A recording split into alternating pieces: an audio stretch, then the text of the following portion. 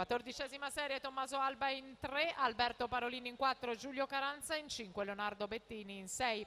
Sono in acqua questi atleti. Per la 13ª serie invece ai blocchi Eugenio Vendramin in 2, Lorenzo Zancanella in 3, Mattia Tezza in 4, Alessandro Spitaleri in 5, Elia Gaole in 6.